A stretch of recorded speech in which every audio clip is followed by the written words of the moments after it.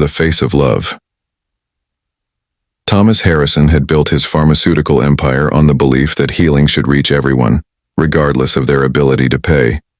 At 65, his company's free clinics served communities across 3 continents, a legacy he hoped would outlast his fortune. But success had come with sacrifice, long hours, missed family dinners, and the constant ache of wondering if he'd chosen his mission over the people who mattered most. His daughter Sarah had inherited his compassionate heart, though she'd channeled it differently. At 32, Dr. Sarah Harrison ran mobile medical units in underserved neighborhoods, often working 18-hour days with patients who couldn't afford traditional health care. She was brilliant, dedicated, and had spent years gently declining Thomas's invitations to join the family business. "I need to be where the need is greatest, Dad," she would say during their rare phone calls. Not in a boardroom. Thomas understood even as it broke his heart. Sarah had grown distant after her mother's death 5 years earlier, as if she blamed him for not being able to save the woman they both loved. The pharmaceutical fortune that had helped millions seemed hollow when it couldn't heal the growing silence between father and daughter. On a gray November morning, Thomas was reviewing quarterly reports when his assistant knocked urgently. "Mr. Harrison, there's been an incident at the downtown clinic. Your daughter..." The words that followed blurred together. Medical emergency, elderly patient, Sarah performing CPR in the street after the woman collapsed outside the clinic. Thomas's hands trembled as he grabbed his coat, his mind racing with fears he couldn't voice. 20 minutes later, he stood outside the small clinic, watching paramedics load a stretcher into an ambulance. The woman was elderly, perhaps in her 70s, with silver hair and weathered hands that spoke of a lifetime of hard work. She was breathing. Thomas could see the gentle rise and fall of her chest, and conscious enough to squeeze the hand of the young doctor walking alongside the gurney. That young doctor was Sarah. But as Thomas moved closer, something impossible happened. The elderly woman turned her head slightly, and Thomas found himself looking into eyes he recognized. Not the woman's eyes, that was impossible, but the shape of her face, the gentle curve of her smile, the way she looked at Sarah with such gratitude and love. It was exactly how his late wife Elizabeth used to look at their daughter. Thomas's breath caught in his throat. The resemblance was so striking, so achingly familiar, that for a moment time seemed to stop.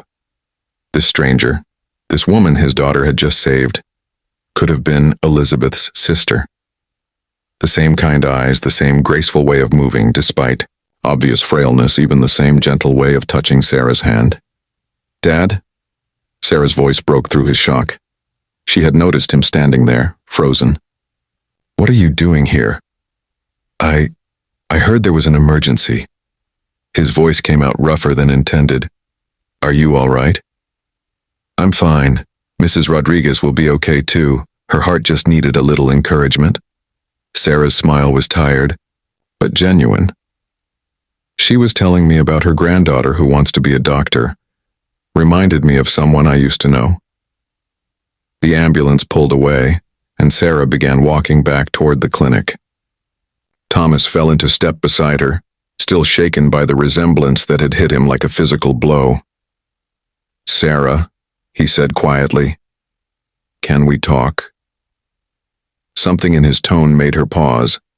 They found a small cafe nearby, the kind of place with mismatched chairs and coffee that tasted like comfort rather than sophistication. Sarah ordered tea, Earl Grey, just like her mother used to, and Thomas felt another wave of recognition wash over him. "That woman," Thomas began, then stopped, unsure how to explain what he'd experienced. "She looked so much like Mom." Sarah's voice was soft, understanding. "I noticed it too the moment I saw her. That's why I ran so hard when she collapsed. For just a second, it was like..." She trailed off, staring into her tea. They sat in comfortable silence for a moment, both lost in memories of Elizabeth Harrison, wife, mother, the woman who had taught them both that love was action, not just feeling. "I miss her too, Dad," Sarah finally said. "Every day." Thomas felt tears he hadn't allowed himself to shed in years. I thought if I could save enough people, help enough patients, maybe it would balance out not being able to save her. But it never does it? Sarah reached across the small table and took his hand, a gesture so like her mother's that Thomas nearly broke down completely. Dad, you did save her. In every clinic you've built, every person who's gotten medicine they couldn't afford, every doctor you've trained, Mom didn't want us to save her, she wanted us to save each other. But I lost you too, Thomas whispered. After she died, you pulled away, and I didn't know how to reach you. I didn't pull away from you, Dad. I ran toward what she taught me. Sarah's eyes were bright with unshed tears. She always said the best way to honor the people we love is to love other people the same way. That's what you do with your company. It's what I do with my clinics. We're both trying to be the kind of people she raised us to be. Thomas looked at his daughter, really looked at her, and saw not just Elizabeth's compassion, but her strength, her unwavering commitment to others. Sarah wasn't running from the family legacy. She was living it in her own way.